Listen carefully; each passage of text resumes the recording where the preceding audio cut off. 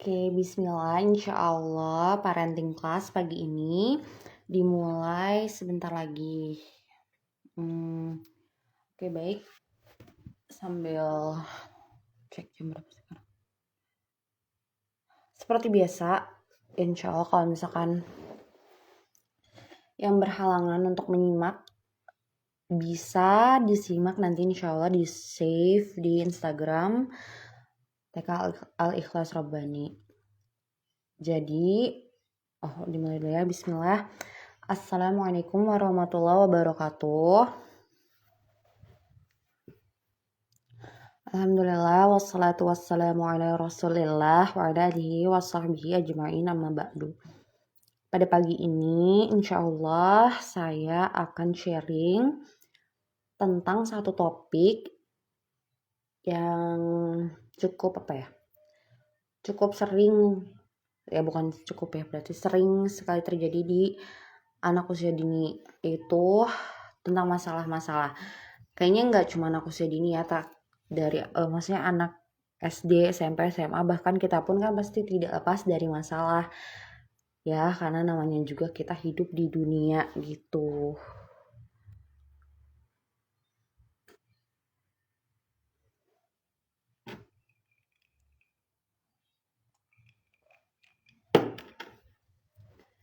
Nah, bentar. Oke. Jadi judulnya itu mengubah masalah menjadi maslahah. Jadi apa sih artinya? Kita cek dulu ya. Jadi kalau menurut KBBI, masalah itu apa sih? Masalah itu adalah sesuatu yang harus diselesaikan oleh seseorang dalam kehidupannya. Atau kalau dulu dosen saya bilang, masalah itu adalah terjadinya ketimpangan antara teori dan realita gitu. Jadi saat realitanya B, sebenarnya teori yang benarnya itu A gitu. Nah, sedangkan maslahah itu menurut bahasa artinya manfaat. Jadi topik Instagram Live kali ini adalah bagaimana sih mengubah masalah yang terjadi pada anak kita menjadi manfaat untuk anak kita, bahkan untuk kita sendiri sebagai orang tua.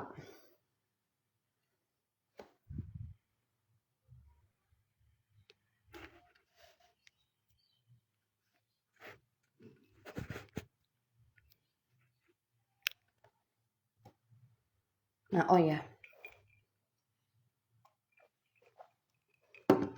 masalah yang terjadi di anak-anak usia dini itu kan sebenarnya macam-macam. Cuman di sini ada saya rangkum beberapa yang terjadi di kehidupan sehari-hari ataupun di lingkungan sekolah ataupun di lingkungan yang lain ya. Kayak pertama, marah. Ini anak marah, untuk orang tua mungkin itu jadi masalah ya. Tapi marah ini adalah salah satu emosi pertama yang anak rasakan saat lahir ke dunia ya. Nah, bentuk marah anak ini bisa bisa macam-macam bentuknya, bisa bentuk teriakan, bisa bentuk dengan lempar-lempar barang, bisa menyakiti diri sendiri, bisa menyakiti orang lain, bisa nangis kayak gitu dan lain-lain. Tapi marah di sini bagi anak usia dini itu adalah hal yang normal. Jadi jadi di sini jadi contoh-contoh masalah yang saya tunjukkan di sini itu adalah contoh-contoh masalah yang sesuai dengan perkembangan anak-anak. Jadi ya masih wajar gitu. Cuman tinggal sikap kitanya gitu ya dalam menyikapi masalah tersebut. Yang satu marah terus tidak mau minta maaf gitu ya. Jadi mungkin saat anak salah kayak tadi misalkan menyakiti temannya gitu tapi tidak mau minta maaf, belum mau minta maaf atau tidak mau minta maaf. Terus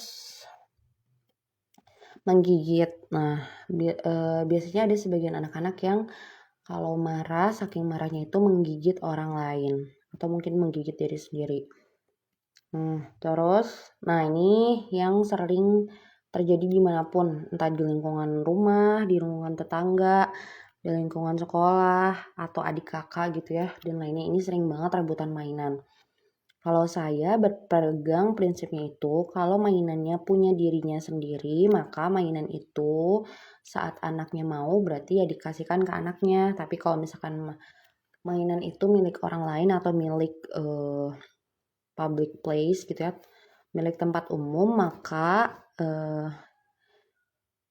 rebutan mainan ini berarti mainan itu dikasih sama orang atau anak yang pertama memegang mainan tersebut gitu. Kayak gitu. Jadi terus masalah lainnya clingy itu jadi apa ya, jadi nggak mau jauh dari orang tua.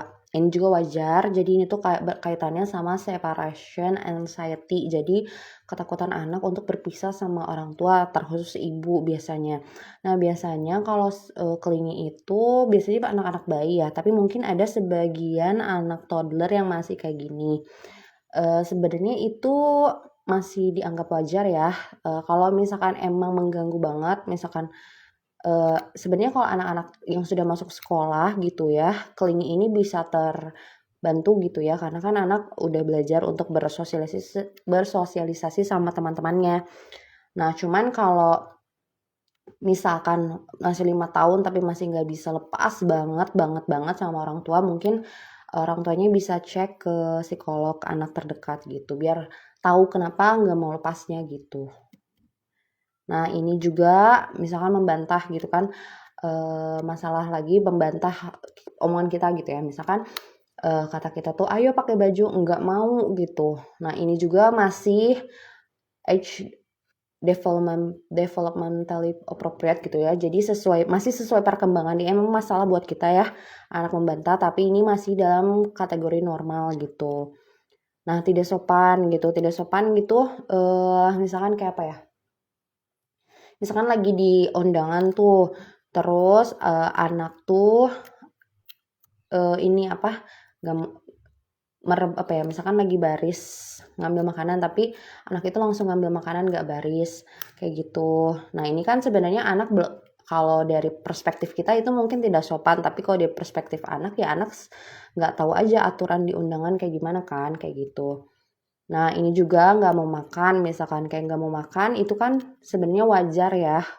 Kalau misalkan anak nggak mau makan sesekali gitu ya, tapi kalau misalkan terus-terusan nggak mau makan, ini juga kan bisa dibantu diselidiki. Nanti insya Allah ke depannya saya jelasin lagi. Nah ini menangis juga wajar untuk anak-anak menangis. Menangis ini kan sebenarnya bentuk komunikasi mereka gitu ya. Menangis itu bisa karena anak sedih, bisa karena anak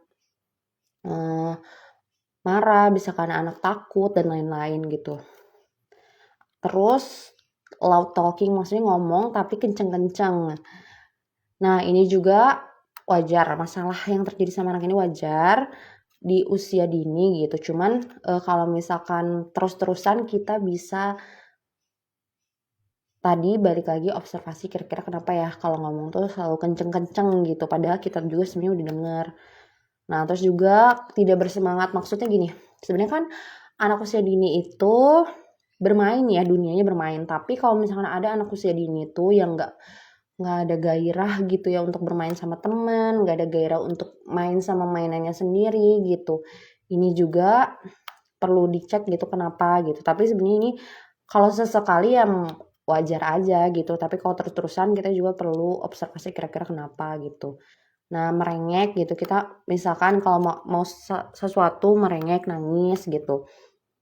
Nah ini juga masih normal ya gitu untuk anak-anak usia dini kayak gitu.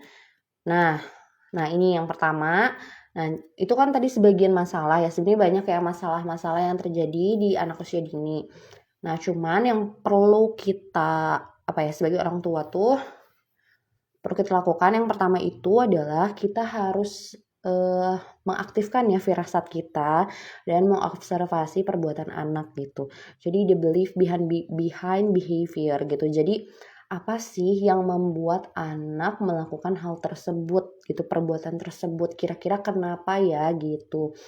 Nah ini tuh tugasnya kita, kira-kira kenapa ya anak tuh tadi misalkan menggigit adiknya atau misalkan menggigit kita orang tuanya, kira-kira kenapa ya gitu.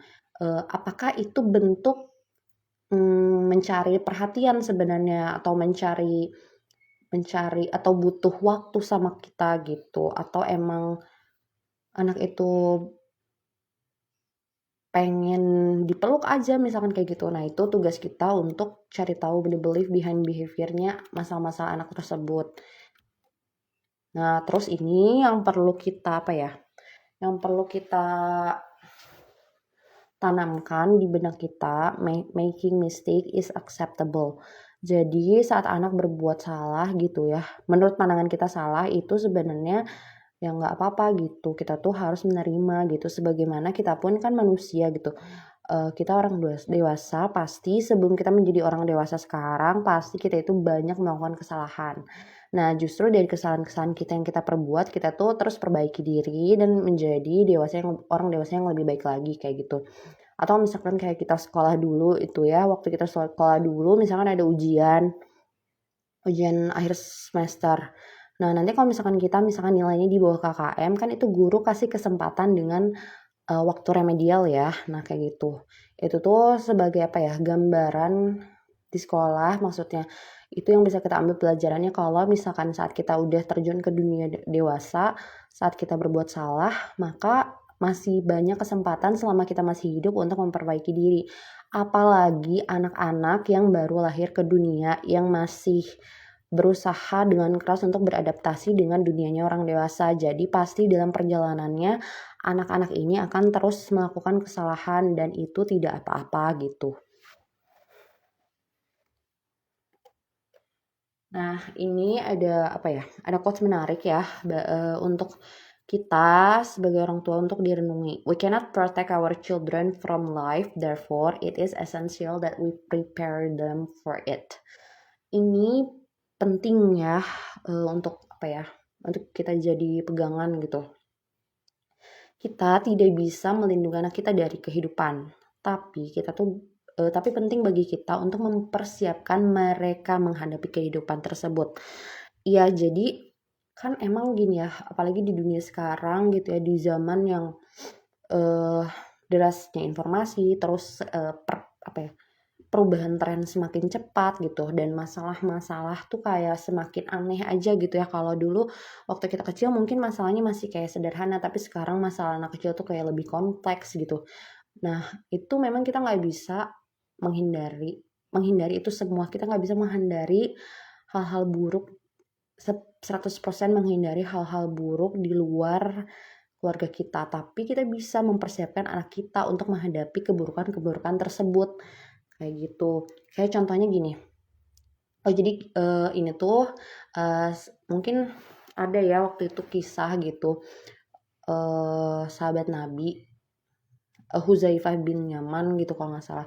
Jadi beliau itu satu-satunya sahabat yang nanya ke Rasulullah hal buruk apa yang harus dihindari. Yang pertama itu yaitu kesyirikan kan. Jadi intinya hikmah dari kisah sahabat ini.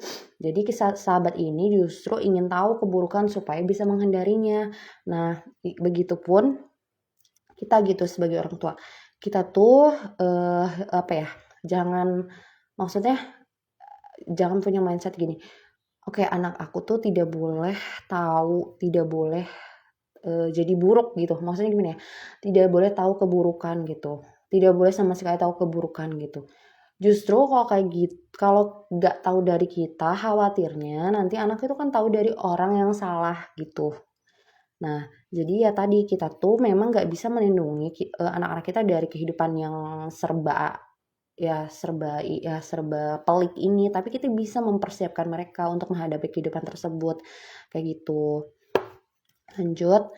Oh ya, nah ini saya tuh mau bahas tentang teori ini namanya Trillion Brain. Jadi masalah-masalah yang tadi itu, masalah-masalah yang terjadi sama anak itu sebenarnya dijelaskan gitu ya pakai teori ini. Jadi ini tuh teori yang dicetuskan oleh Paul D. MacLean.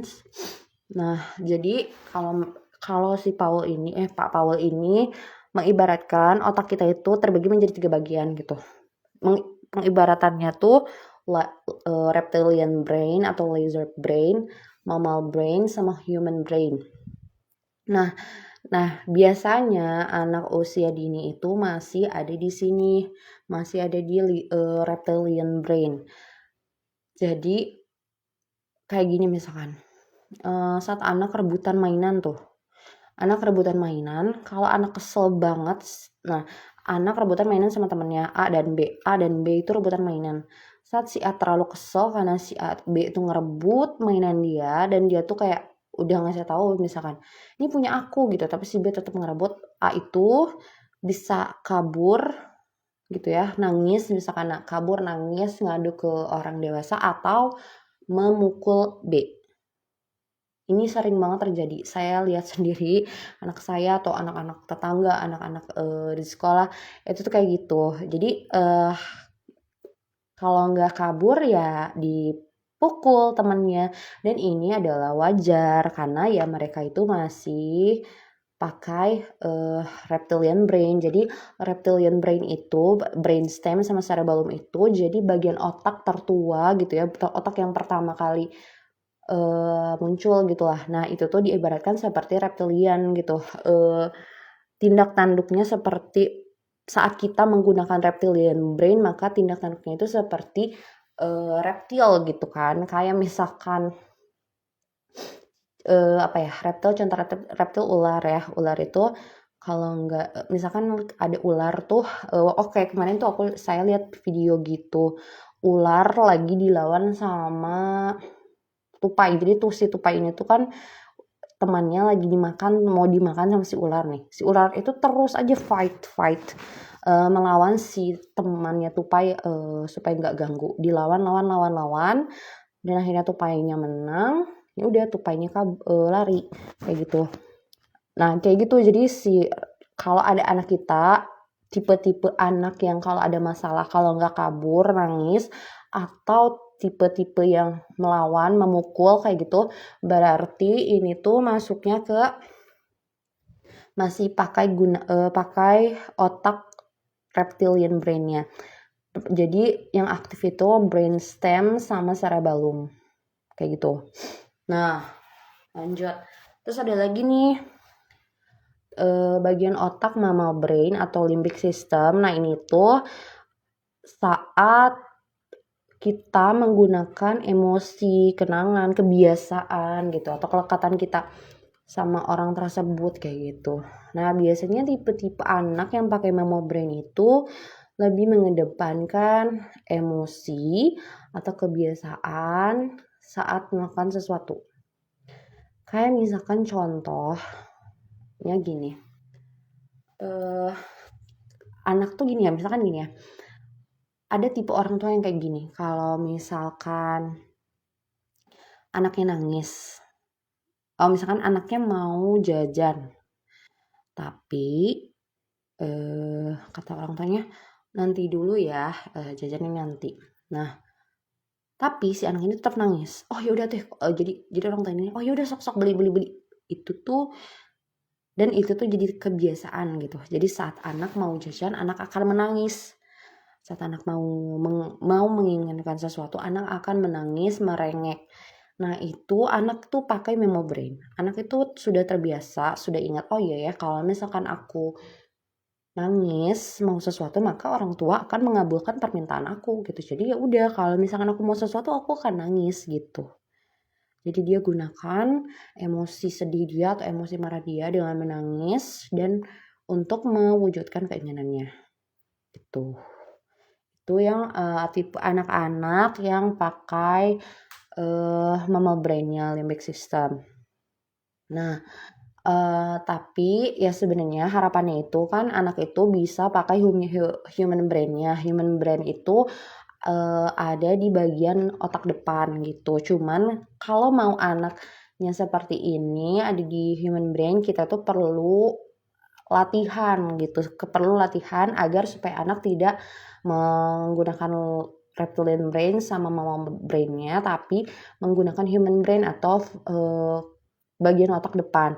Nah kalau yang ini tuh anak-anak itu tipe-tipe anak yang bisa menggunakan ini. Tapi kan emang jarang ya, makanya itu tugasnya kita sebagai orang tua untuk membimbing, melatih agar anak bisa saat anak terjadi konflik sama teman, konflik sama diri sendiri atau yang lainnya, dia itu bisa pakai human brain. Tapi ya ini tuh akan terus seumur hidup lah, sampai sebelum anak ya seumur hidup gitu ya. Kita juga sometimes ya, kita juga kan pasti antara ini atau ini juga kan kadang kayak gitu. Nah, human brain ini tuh ya bagian otak yang lebih logis, terus lebih sadar gitu. Terus melakukan sesuatu itu penuh dengan pemikiran gitu, penuh dengan kesadaran gitu. Jadi nggak gegabah gitu loh. Nah, ini sebenarnya yang diharapkan. Tapi memang untuk agar anak mengaktifkan atau agar anak terbiasa dengan human brain itu butuh latihan kayak gitu. Ya ini yang tadi ya dijelaskan.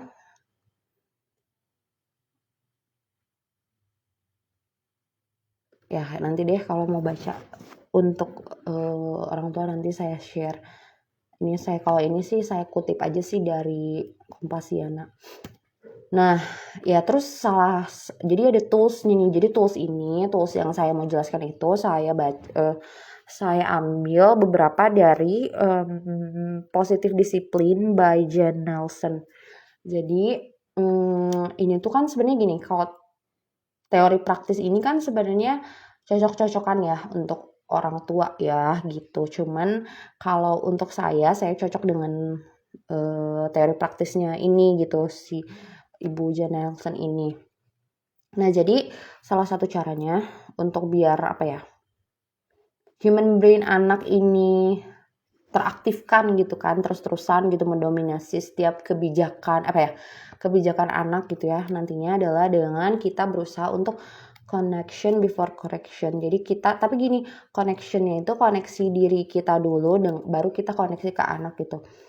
Kadang gitu kan saat kita karena kan kalau misalnya kita panik gitu ya, itu kan biasanya yang aktif kalau nggak mammal brain atau reptilian brain. Maka kalau kita lihat, kalau diri kita sadar, kita bisa take over our panic gitu ya. Kita bisa tenang, itu kita bisa connect sama diri kita sendiri, maka kita bisa connect ke anak. Tapi kalau kita misalkan nggak tenang, kita panik, kita emosi marah yang mendominasi, emosi sedih, kecewa yang mendominasi, maka kalau kita lagi kayak gitu, maka jangan dulu melakukan apa-apa gitu.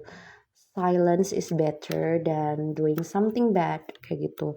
Jadi connection before correction ini berlaku kalau kita sudah bisa mengkoneksi diri kita sendiri, mengkoneksi diri kita dengan diri kita sendiri gitu. Jadi saat melihat perbuatan anak gitu ya, apapun itu masalahnya, tapi kita bisa tenang, tidak punya ekspektasi tinggi gitu ya, tidak punya perasaan yang dominan atau apa, maka kita bisa bisa terkonek sama anak. Saat kita sudah bisa terkonek sama anak, maka kita bisa bisa mengoreksi mereka gitu. Tapi tidak di saat itu gitu. Misalkan contohnya gini, anak mau nonton, tapi bukan jadwalnya tuh. Misalkan jadwalnya itu setiap weekend, tapi hari Selasa tuh minta nonton. Nah, kan itu gimana? Itu realita anak saya sih, cuman kan kalau biasanya nih, kalau saya tuh biasanya enggak, nanti aja hari Minggu gitu bilangnya kayak gitu. Nah, kok kayak gitu tuh men-trigger reptilian brain anak saya, maka anak saya melakukan fight kepada saya. Nah, ternyata kalau dibaca-baca nih di Positive Discipline, saya baru tahu sih.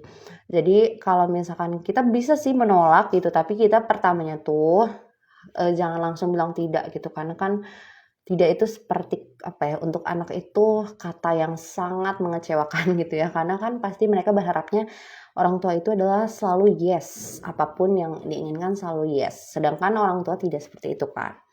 Jadi kita bisa bilang, mama sayang sama kamu, tapi enggak ya, kan nanti hari Minggu gitu, atau nanti hari Sabtu kayak gitu.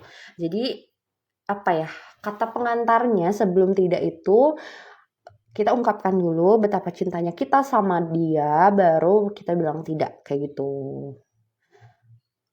Itu lumayan manjur sih di anak saya, mungkin bisa nanti orang tua bisa coba juga gitu. Nah ini juga being kind and firm. Jadi di apa ya, di kehidupan itu gimana ya, kita tuh kan selalu berusaha di tengah ya, nggak ada di pihak yang dua kutub ekstrim, nggak terlalu utara, nggak terlalu selatan gitulah ibaratnya. Maksudnya tuh kalau di parenting tuh jadi nggak terlalu permisif, nggak terlalu otoriter. Kita berusaha untuk di tengah antara permisif dan otoriter. Nah, jadi maka kuncinya adalah being kind and firm. Kita tuh baik, tapi kita juga tegas.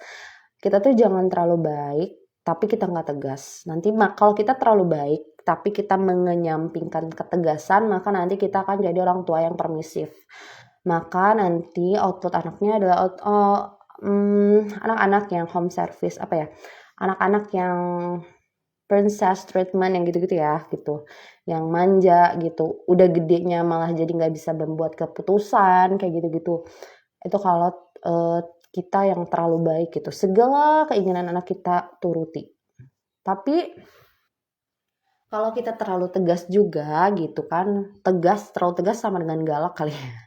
Itu mungkin yang nanti mungkin outputnya anak tuh bakal jadi minder, nggak percaya sama dirinya sendiri, apa ya, akan menjadi tertutup kayak gitu-gitu.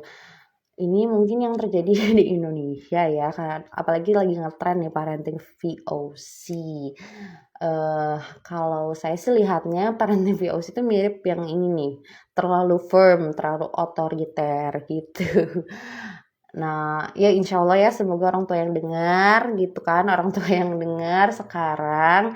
Iya sih memang ya banyak tren tuh ya parenting gitu, tren parenting VOC, tapi jangan sering dilihat lah, walaupun emang jokes ya, walaupun bercanda, tapi itu tuh apa ya, tanpa sadar itu bisa ngefek loh ke kita. Jadi jangan dilihat aja lah walaupun candaan gitu ya, candaan parenting ala artis yang itu tau, misalnya yang gentle parenting versus VOC, yang VOC marah-marah nah kayak gitu. Jangan terlalu dilihat lah, takutnya nanti malah kita jadi keikutan gitu tanpa sadar gitu. Nah jadi gimana, ya udah, jadi kita baik dan tegas. Itu baik itu, kalau being kind itu tuh untuk koneksi kita kepada anak. Being firm, tegas itu adalah untuk koneksi kita dengan diri kita sendiri, kayak gitu. Jadi ya tadi, kita tuh baik, tapi kita punya batasan untuk anak gitu. Jadi misalkan anak pengen es krim gitu ya, tapi kan gak mungkin kan kita kasih es krim setiap hari. Mungkin ada yang setiap hari ya, mohon maaf, tapi kalau saya enggak. Ya rulesnya kan gak mungkin setiap 1 hari 3 kali makan es krim kan, gak mungkin. It's too much for them. Terlalu berlebihan kan gak baik gitu. Jadi ya kita boleh anak makan es krim, boleh, tapi dijadwal kayak gitu. Atau misalkan anak boleh nonton tapi dijadwal kayak gitu. Anak boleh apa ya, yang keinginan duniawinya apa ya, anak boleh beli mainan tapi mungkin sebulan sekali kayak gitu. Hal-hal yang kayak gitulah. Maksudnya kita tetap ngasih tapi ada batasannya, ada boundariesnya gitu. Nggak semua hal bisa kita kasih, tapi kita juga nggak ngasih terus-terusan gitu. Maksudnya itu being kind and firm itu dilatih ya. Jadi kita tuh ngelatih ke anak, tapi kita juga bisa ngelatih diri kita sendiri gitu. Kayak gitu ya. Nah, terus tadi kan udah ya, yang pertama connection before correction, terus yang kedua being kind and firm, terus yang ketiga itu encouragement. Jadi quotesnya kayak gini. From the day we are born, human beings need encouragement to make us feel wanted and valued, as well as helping to develop our self-esteem. Ya, jadi tools-tools yang tadi itu, yang connection before correction, terus being kind and firm, dan satu lagi encouragement juga ini penting untuk self-esteem anak ya, untuk apa ya, kepercayaan diri dia. Bukan gini ya, kalau kadang definisi percaya diri itu sesempit tampil di panggung, enggak. Percaya diri itu kan luas sebenarnya makna. Percaya diri misalkan percaya apa yang dia percaya gitu kan, misalkan percaya saat dia mau mengambil keputusan kayak gitu. Nah, itu tuh penting untuk ada di dalam diri anak kayak gitu. Nah, jadi sejak anak bayi, sejak anak lahir gitu kan, sejak kita lahir lah, manusia itu butuh namanya apa ya? Encouragement itu apa ya? Kayak semangat gitu, semangat untuk membuat kita tuh merasa diinginkan dan dihargai sebagai manusia gitu. Jadi gini maksudnya, kita tuh gimana ya?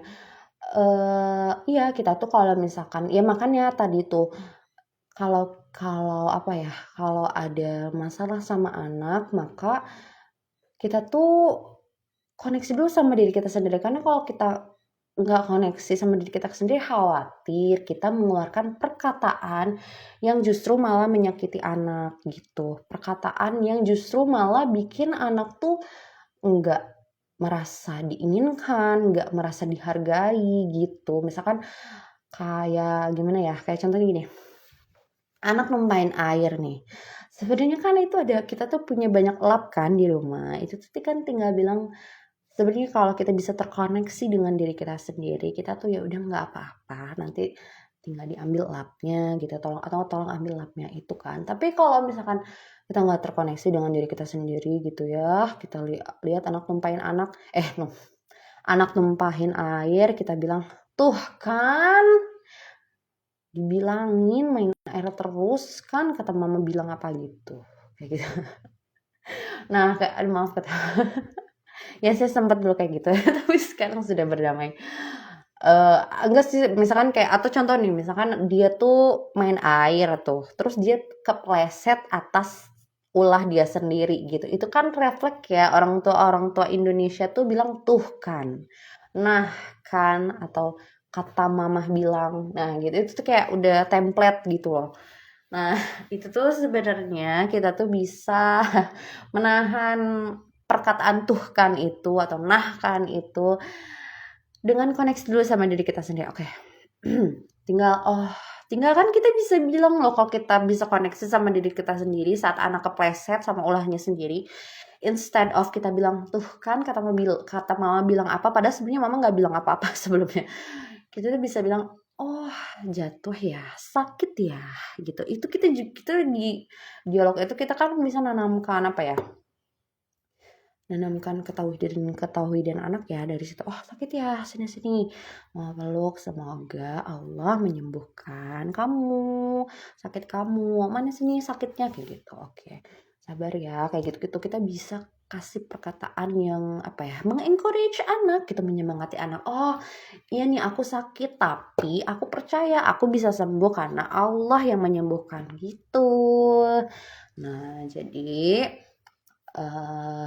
encourage ini, semangat untuk anak itu penting banget. Jadi saat anak buat salah, menumpahkan air di rumah, menumpahkan beras, misalkan atau apa-apa, kita bisa tadi ya koneksi dulu sama diri kita sendiri, baru kita bisa koneksi sama anak, terus kita bisa berbuat baik sama anak dan tegas gitu. Kita bisa bilang, oh iya nggak apa-apa, ya udah kalau gitu misalkan tumpahan airnya mau dilap sendiri atau sama mama gitu. Atau misalkan tolong bantu lap ya, itu lapnya ada di rak dapur kayak gitu. Nah lagi, jadi kesalahan itu mistakes as an opportunity to learn. Jadi kesalahan-kesalahan yang anak lakukan, kita jadikan sebuah kesempatan sebagai media untuk belajar. Karena memang anak itu born to be a learner. Kita ya, bukan anak doang sih. Manusia itu born to be a learner gitu. Manusia belajar, lahir untuk menjadi pembelajar. Kayak misalkan gini ya, contohnya gini deh.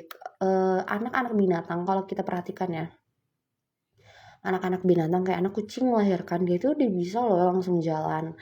Anak gajah langsung bisa jalan, anak kuda bisa langsung jalan tanpa harus dilatih. tapi dia bisa sendiri. Tapi beda sama anak manusia.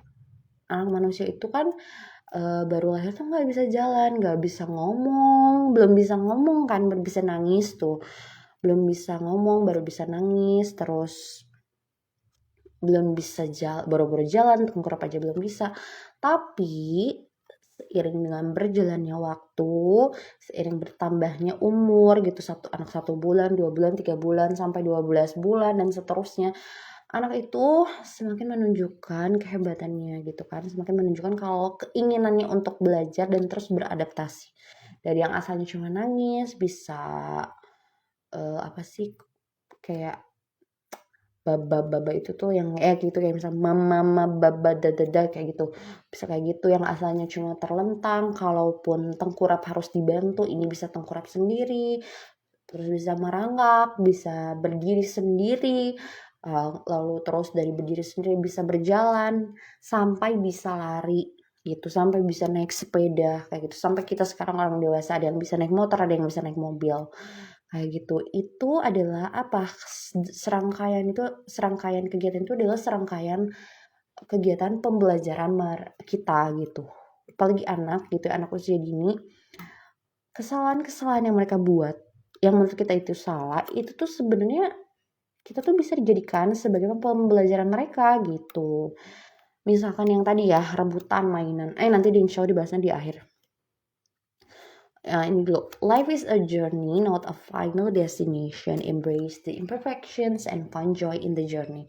Ya jadi kan hidup itu kan sebuah perjalanan, bukan sebuah akhir dari perjalanan kita gitu kan.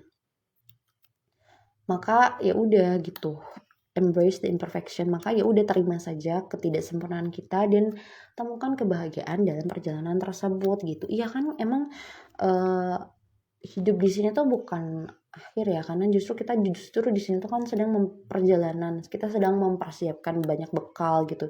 Jadi saat kita mempersiapkan banyak bekal untuk akhirat kita gitu kan, pasti dalam perjalanan kita tuh banyak salahnya gitu kan. Dan Allah tidak mencela gitu kan orang yang salah, karena kan ada waktu untuk bertaubat gitu. Ada waktu untuk bertaubat, ada waktu untuk kembali kepada Allah, itu orang dewasa ya. Apalagi anak kita yang belum dikasih beban syariat gitu. Anak usia dini belum ada kasih beban syariat. Belum dikasih beban syariat, maka belum dikasih yang namanya dosa. Jadi saat anak usia dini memukul, itu nggak dosa. Anak usia dini marah-marah gitu ya sama orang tua, itu tuh nggak dosa gitu. Itu tuh nggak disebut durhaka gitu. Anak usia dini misalkan menggigit kita gitu, itu kan nggak dosa gitu.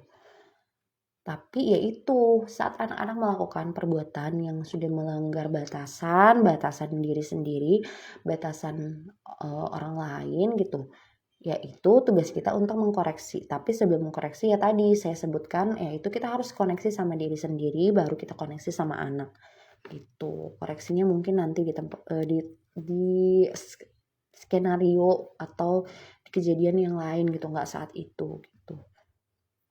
Nah ini, there's no such thing as perfect parents or perfect children. Ini juga yang harus kita tanamkan pada diri kita. Nggak ada yang sempurna di dunia ini gitu. Bahkan kita sendiri pun nggak sempurna. Mungkin kita bisa ngeliat kesalahan anak dari kacamata kita karena kita sudah dewasa. Kita sudah bisa punya tools membedakan mana yang salah, mana yang benar. Kita punya kemampuan untuk membedakan mana yang salah, mana yang benar, mana yang baik, dan mana yang buruk. Tapi untuk anak usia dini tuh belum bisa. Anak usia dini belum bisa membedakan mana yang baik dan yang buruk, mana yang benar dan yang salah gitu. Baru bisa benar-benar bisa benar dan salah itu nanti saat usia 7 tahun. Saat usia 7 tahun. Makanya kan di situ usia 7 tahun di hadisnya pun itu sudah ada anjuran sholat ya. Karena tapi belum dibebankan syariat ya, baru dikenalkan gitu, karena anak di situ sudah mulai bisa membedakan, betul-betul bisa membedakan mana benar mana salah. Nah jadi ya itu, apalagi anak usia dini memang perlu banyak sabar gitu, perlu banyak latihan sabar untuk kita sebagai orang tua gitu,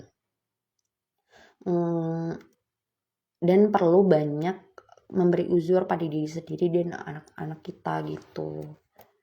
Nah ini jadi Apapun yang dilakukan dan terjadi pada diri anak, selama tidak membahayakan diri anak dan orang lain, tidak melanggar norma masyarakat sekitar, dan guru atau orang tua mampu dalam hal finansial, fisik, dan waktu, maka fasilitasi dan dampingi anak tanpa ada teguran, kemarahan, celaan, apalagi hukuman. Ini Ustadz Abdul Halik. Jadi ini tuh Ustadz Abdul Halik menyoroti untuk usia 0-7 tahun ya, untuk quotes yang ini.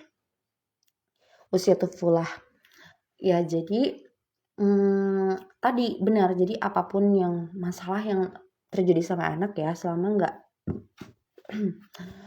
nggak melanggar batasan ya. Batasan itu kan bisa batasan norma masyarakat gitu kan ya, kayak misalkan apa ya? Kayak misalkan bahasa kasar gitu kan, itu melanggar norma ya sebenarnya. Atau terus juga kita tuh bisa nih secara finansial, fisik, dan waktu gitu, anak tuh misalkan di rumah ada aja kerjaannya gitu ya, nalaktak kalau bahasa Sundanya tuh nalaktak gitu, kayak ngeberantakin rumah terus gitu kan. Ya udah gitu, why not gitu, just give them space gitu. Makanya kalau di Montessori itu kan ada yes area gitu, jadi di rumah ada area yang udah yes aja semuanya,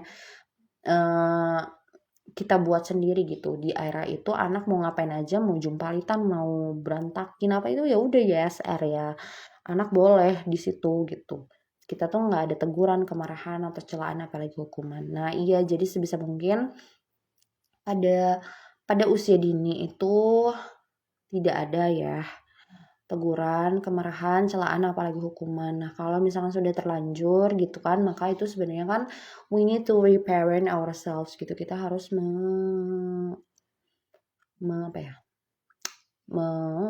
reparent itu apa ya? Ya, introspeksi gitu ya, jadi orang tua gitu kan. Itu sebenarnya mungkin luka kita gitu, luka kita di masa lalu yang belum pulih sepenuhnya. Jadi saat melihat hal-hal hal-hal yang anak lakukan yang sebenarnya itu tuh tidak melanggar batasan, tapi kita marah, tapi kita malah mencela, maka itu yang salah bukan anak, tapi mungkin itu ada anak itu sudah men-trigger luka kita yang terluka gitu ya. Kita dulu saat kecil terluka dan belum sembuh sampai kita jadi orang tua. Makanya saat itu terjadi, itu justru juga jadi waktu untuk pembelajaran kita sebagai orang tua, untuk terkoneksi dengan diri sendiri, memaafkan apa yang sudah terjadi, dan memeluk diri sendiri, dan yaitu latihan untuk memaafkan diri sendiri, memaafkan orang lain di masa lalu, dan seterusnya kayak gitu. Nah, jadi ya tadi ya, kalau misalkan jadi ini tuh kalau kita lihat gitu ya, anak usia dini itu kan memang masa-masa fase egosentris gitu ya. Jadi ibaratnya masa-masa aku adalah pemeran utama dalam hidupku. Aku adalah pemeran utama dimanapun aku berada. Ya itulah sederhananya egosentris. Karena kan kalau orang dewasa tuh, kalau kita udah tahu ya kan, kalau misalkan kita dimanapun, kadang kita itu jadi pemeran utama. Kadang kita itu jadi pemeran pendukung gitu, kadang kita itu jadi pemeran figuran gitu kan.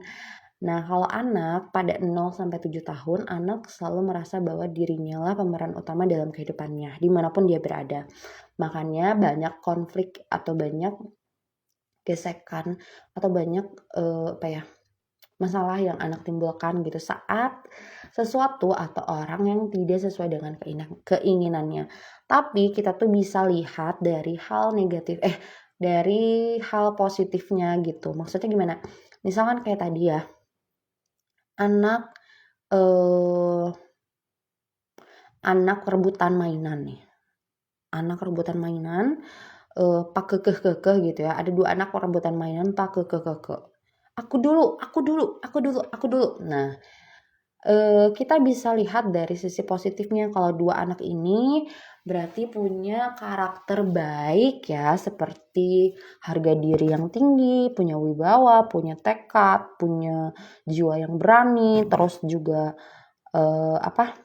cerdik kayak gitu. Kalau misalkan anak yang tadi anak yang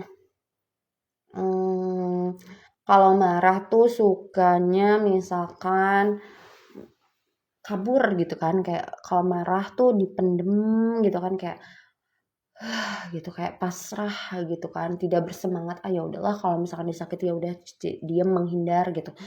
Ya udah kita bisa lihat positifnya, mungkin anak ini tuh punya karakter yang apa ya, tidak tergesa-gesa, terus rendah hati, terus sabar gitu. Terus menjaga diri kayak gitu. Terus kalau misalkan ada anak nih, anak usia dini yang ngomong, kalau ngomong nih, kalau ngomong itu terlalu apa ya? Terlalu apa ya, menurut orang dewasa itu kayak terlalu frontal gitu kan. Kayak misalkan ada sesuatu, misalkan kita lagi di jalan itu ada anak kita melihat pemulung gitu kan, ya kita tahu ya baju pemulung itu seperti apa. Terus anak kita tuh bilang, ih kok bajunya apa sih, lusuh banget sih, bau lagi. Itu kan emang menurut menurut norma itu apa ya, menurut kita kan ya jangan kayak gitu, tapi kan bisa jadi anak-anak yang saat bicara itu terlalu frontal, mungkin memang anak-anak ini memiliki karakter fasih berbicara, terus juga punya apa, keberanian gitu, terus juga dia apa, cerdas gitu, kayak gitu. Nah intinya sih, jadi kalau di apa, kalau di karakter Nabawiyah itu segala hal yang menurut kita negatif itu tuh sebenarnya pasti ada karakter bawaan positifnya gitu, yang bisa kita gali gitu. Makanya tadi di awal kita bisa aktifkan firasat kita gitu. Kalau ada anak melakukan hal-hal yang di luar apa ya, di luar kebiasaan, maka ya udah kita kira-kira apa ya gitu, kenapa ya triggernya gitu, kita cari gitu. Terus kita mungkin kita bisa berhusnuzon nih, nah, anak kita tuh sesuatu mungkin punya karakter positif yang kita tuh memang belum tahu gitu, tapi kalau seiring berjalannya waktu mungkin kita akan tahu kayak gitu. Nah jadi ya sudah, jadi kesimpulannya dari parenting cluster ini adalah saat kita melihat masalah-masalah yang terjadi sama anak kita, maka yang perlu kita lakukan adalah yang tadi, kita merefleksi diri, terus kita apa ya, mengaktifkan firasat kita, terus kita observasi kenapa ya anaknya kayak gitu. Kalau itu kan perbuatan atau masalah itu kan biasanya kalau terus-terusan terjadi gitu kan, kita bisa connect sama anak gitu kan, yang tadi yang tools positive discipline, kita bisa connection before correction, terus kita bisa being kind and firm, sama kita bisa encourage anak kayak gitu. Nah, terus juga kita bisa pahami kalau misalkan anak-anak usia dini itu masih apa ya, masih terus berkembang otaknya. Jadi biasanya kalau ada masalah, biasanya anak usia dini itu suka dominan mengaktifkan reptilian brain-nya gitu. Reptilian brain itu kalau nggak fight atau or flight ya, antara dua itu. Jadi nah tugas kita kalau mau anak bisa mengaktifkan human brain-nya, maka itu kita bisa ganti redaksi perkataan kita saat kita melihat sesuatu masalah pada anak. Instead of shaming, blaming, judging, kita bisa caring, being empathy, being kind gitu. Dengan kata-kata yang baik, dengan memberikan banyak pilihan, dua pilihan ya, jangan banyak, dengan mengeluarkan kata baik, terus kita kasih dua pilihan dan lain-lain, insya Allah kita bisa bantu anak untuk apa ya, melewati masalah-masalahnya dengan bijak gitu. Jadi intinya memang dalam perjalanan parenting itu kita nggak bisa melakukannya sendiri.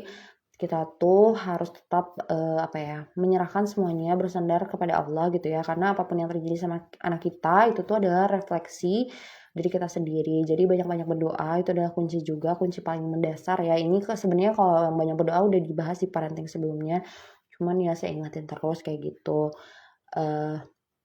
Ya alhamdulillah parenting cluster ini sudah selesai. Jazakumullah khairan wa barakallahu fikum.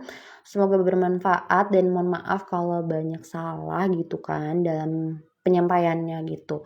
Tapi ya semoga ini jadi pelajaran gitu ya, kita tuh biar bisa tenang, bisa belajar tenang gitu kan, dan menyikapi masalah yang terjadi pada anak sebagai sesuatu yang bisa kita ambil hikmahnya gitu, kita bisa cari positifnya apa kayak gitu.